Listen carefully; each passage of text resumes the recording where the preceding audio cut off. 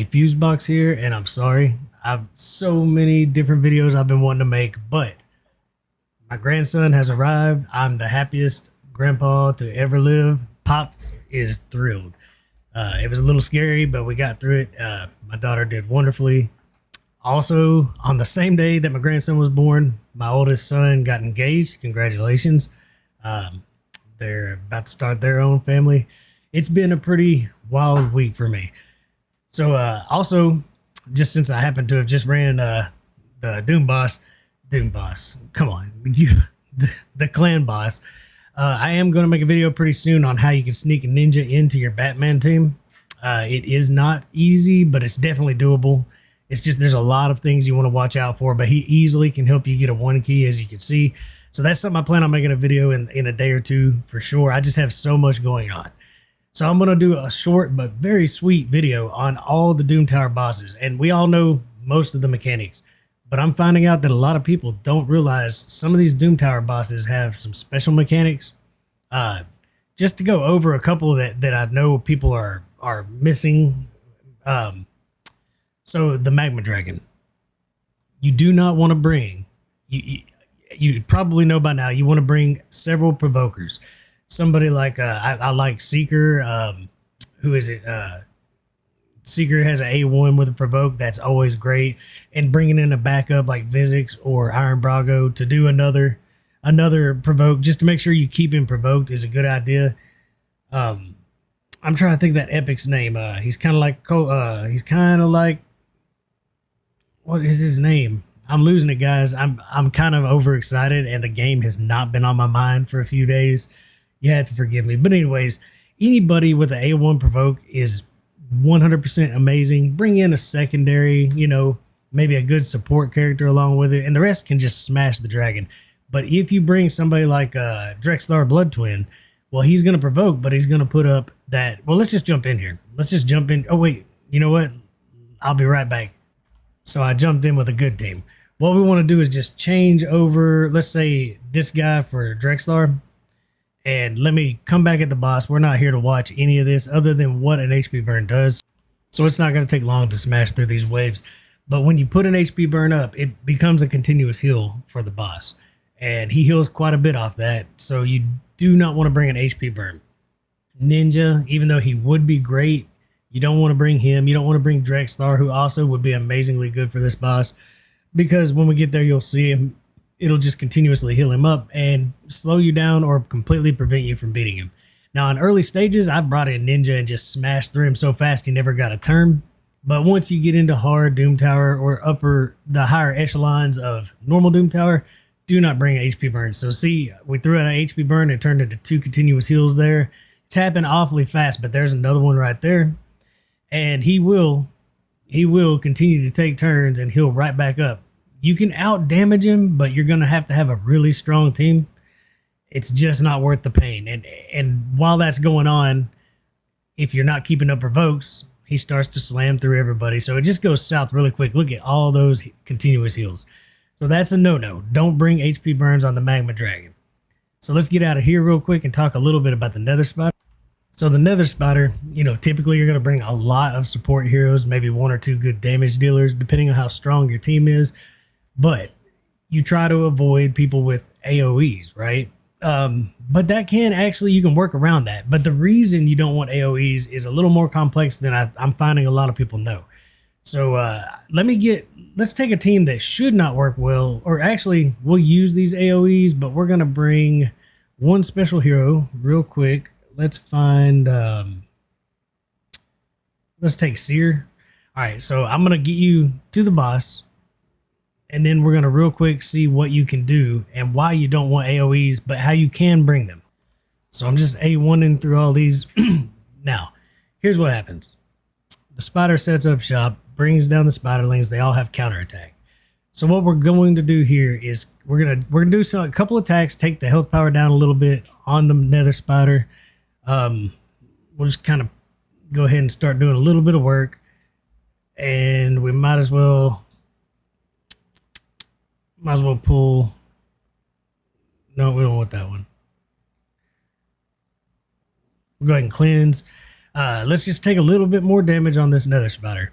Now right here, if we were to start using AoEs, what happens is, let's use one. We use an AoE and she heals up. Not yet, but when those counterattacks do come into effect here, she heals right up, so your health power is full again. That's why you don't want to do AoEs. But you have a lot of AoE moves that you wouldn't mind using, so what we do is we come around to somebody who can strip buffs, which would be Seer in this case. Anybody you have will work. And once you take that, this will probably kill them, but if it wasn't Seer and you didn't kill him, no problem. Once that is gone, you can freely kill the spiderlings. You can AoE all you want. In this case, we actually killed them with the strip. But once that counterattack's off, she's not going to heal up. You can attack with all your favorite AoEs. You can do whatever it is you want to do. So we can pull in some allied attacks. It doesn't matter if we have AoEs on our A1, as long as you're able to remove those counterattacks. So, you know, all you got to, now, if they were still up, we could go ahead and block active skills or take turn meter down off of both the Nether Spider and the Spiderlings without so much trouble. And so you get the idea. We're going to have to actually, I might as well just auto this. We're not going to sit through it. The idea is it doesn't read in the kit that when they counterattack, it heals the Nether Spider. So that's, if you're ever in this fight, don't realize you brought in an AoE and you feel like you're gaining ground, and then you look up and you're like, wait a minute, she's healed up. It's probably those counterattacks hitting you. So somebody who can strip those off is a lot easier to manual through that. But once those counterattacks are removed, you can just go crazy. You can turn on every ability and you can continue manualing to use your most powerful moves. Definitely somebody like Ray can come in and wipe that counterattack down. If you're able to nuke them down in one move, you can do that too. The counterattack will not have an effect if you completely wipe out the spiderlings. So another little trick, if you don't have a full strong team of support champions, that can help you out. It's just not written anywhere in this kit, so I figured I'd go over it. Let's get out of here. We don't have to watch this. So the Griffin. There's plenty of ways to beat the Griffin. You can have enough protection and enough attack to get through it. I like to bring, like, Brogny's great. He cannot remove that shield. Even though he removes buffs on his first turn, he can't remove that shield from Brogny. And other than that, I just have some basic decreased defense and weaken on my A1s. If he throws that on me, I'm not that worried about it. And you can powerhouse right through him. He's not impossibly hard. But when it really gets difficult, HP champions really shine on this guy. And an attack down makes a huge difference. There's been some contention between content creators talking about who came up with what. So I'm not going to use any of the things that they've been talking about. But literally, you take one or two good support champions, a couple of good HP attack champions. Let's say we bring Mountain King for damage. Still, the Drake's heals based on HP, so we'll throw her in there. And somebody that brings attack down, does not matter who. I'm not ripping off anybody's content. I'm helping you get through the Griffin, all right? If you're having trouble. Obviously, I have seen other people show similar things. But just bring in, you know, let's see, who's somebody real good on defense down, like a Sepulchre Sentinel. A team like this could easily come in and beat her. They've been showing 2- and 3-man comps, and they can definitely beat her, but there's no reason to stop in there. You could just bring in, I mean, we're looking at HP champions, so why not Brogny for extra health, extra healing? Maybe somebody that does. We got Mountain King in here. We could bring in a Miscreated Monster based on HP, does an amazing job, or just somebody to speed us up that has decent HP built into their kit to keep them alive. Pretty much any support champion. He'll speed you up and get you through it, but we don't want to do turn meter boost. So what we're going to, because he'll steal that turn meter boost, so we might try something like this. And again, we're not here to watch all the way through this. We're going to win. The idea is to kind of help you. Things that aren't really written. So bring an attack down, bring a bunch of HP champions and people who heal off HP. I really like Vrask for this, to be honest. He's probably even better than Seal the Drakes. But Seal will heal on everybody else's based on their max HP, making it really easy to get through the Griffin. I'll come back at the boss and we'll just watch a little bit of it. All right, we're almost through with this.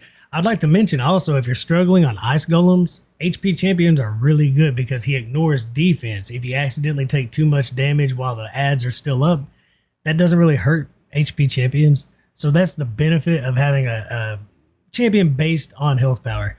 But other than that, you hope to get attack, down, up, and pretty much the rest of it is just getting through and fighting the boss.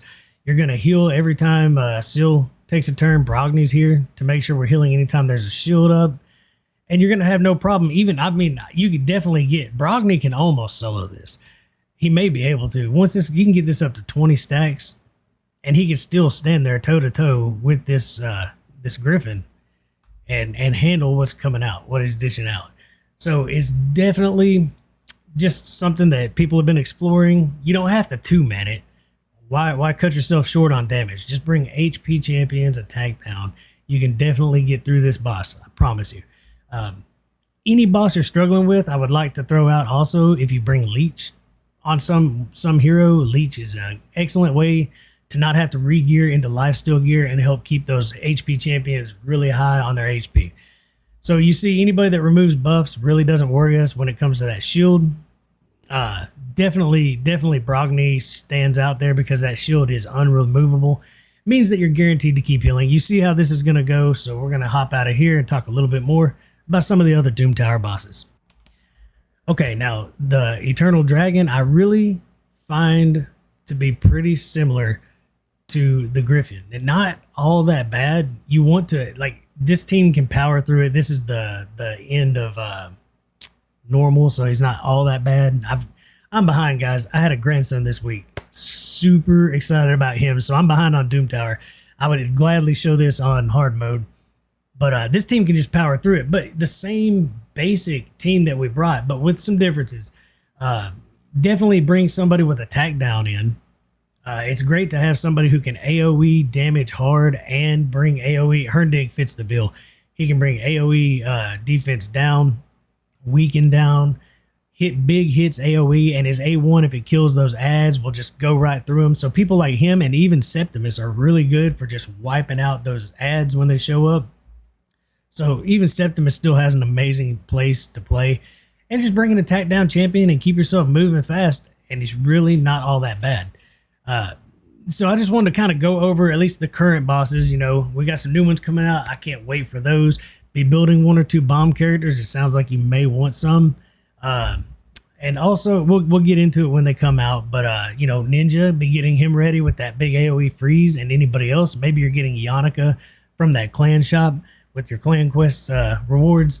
But people who can do freezes, and it sounds like people who can do bombs. It may be HP burns, but there is some mechanic where we're going to want one or the other. So for the next, I believe the next cycle we'll have new bosses. That's going to be fun. I just want to talk about some of the things like it's not mentioned in the kit about, you know, when you get a counterattack from a spider, it heals her. If it is, I've missed it. It may be in there, but I know a lot of people don't realize what's going on when she starts healing up. You accidentally AoE'd. So if you want to bring AoEs, you can do it. Just either be sure you can nuke those spiders down, or be safe, strip the counterattack off of them, and then do whatever you want. And the Magma Dragon, I've noticed, you know, I sometimes you'll look at the teams that people are using. Let me go back in here and try to get an idea of how you want to beat them. And I know that on the lower stages of, where's the Magma Dragon? You know, if you looked at me, you saw that I used Ninja. But that's only because this team was able to nuke him down so quick that it just didn't matter. Otherwise, you do not want to do, because I'm laying it turns into a continuous heal for the dragon. You got to kill him before he uses them. So don't be misled by somebody who's able to nuke through them. You do not want to bring HP burns there. And I hopefully the attack down HP champions helps you here. Again, I saw Scratch and the guy Dragon Soda, and there's been some contention about somebody stealing content from somebody. Look, I just want you to know the ways that everybody else has come up to beat these guys. Just show you a couple of the little things that maybe I didn't even go over when I originally was talking about these bosses. They were new at the time. I'll probably update those at some point. Anyways, guys, thank you for your subs, your support. I appreciate all your time. Until next time, enjoy the grind.